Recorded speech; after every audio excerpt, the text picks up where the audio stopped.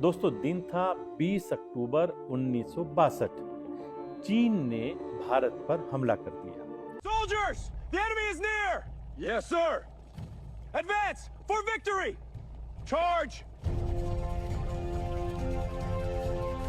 भारतीय सेना वीरतापूर्वक लड़ी।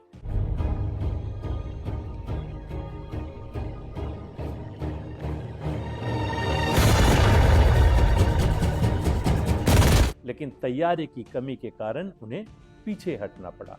देश सदमे में था। लेकिन इस संकट के समय एक संगठन चुपचाप मैदान में उतर आया था। वो था राष्ट्रीय स्वयंसेवक संघ। आज बात करेंगे 1962 के युद्ध में आरएसएस स्वयंसेवकों की अनदेखी भूमिका की।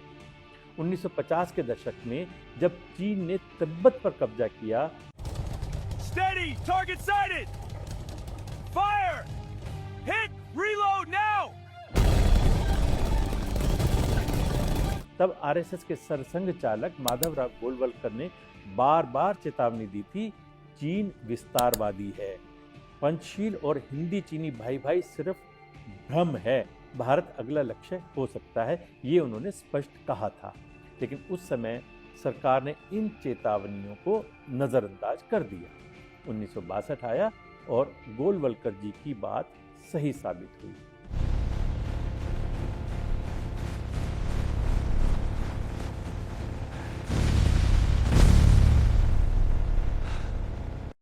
युद्ध शुरू होते ही पूरे देश में आरएसएस के लाखों स्वयंसेवक सक्रिय हो गए थे।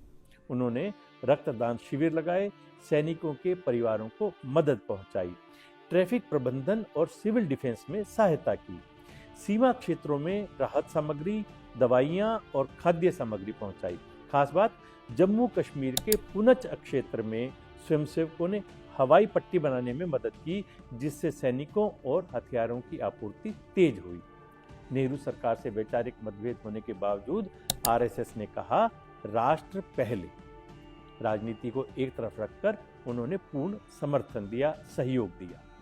स्वयंसेवक बिना किसी सरकारी मदद के दिन रात काम करते रहे। युद्ध के बाद पंडित जवाहरलाल नेहरू आरएसएस की इस सेवा से इतने प्रभावित हुए कि उन्होंने आरएसएस स्वयंसेवकों को 26 जनवरी 1963 को गणतंत्र दिवस की परेड में शामिल होने का निमंत्रण दिया। लगभग 2500 से 3000 स्वयंसेवक अपनी खाकी हाफ पैंट और शर्ट की यूनिफॉर्म में परेड में शामिल हुए थे। ये घटना आरएसएस की राष्ट्रभक्ति का जीवंत प्रमाण बन गई। नेहरू ने कहा था, ऐसे संकट में राष्ट्र सेवा करने वाले किसी भी संगठन को रोकना उचित नहीं है। 1962 की हार एक सबक थी, लेकिन आरएसएस ने दिखाया कि संकट में राष्ट्र कैसे एक हो जाता है। आज भी जब कोई प्राकृतिक आपदा या संकट आता है, आरएसएस के स्वयंसेवक सबसे पहले पहुंचते हैं, बिना राजनीति, बिना नाम के। संदेश, राष्ट्र सेवा ही हमारा धर्म है। नमस्कार।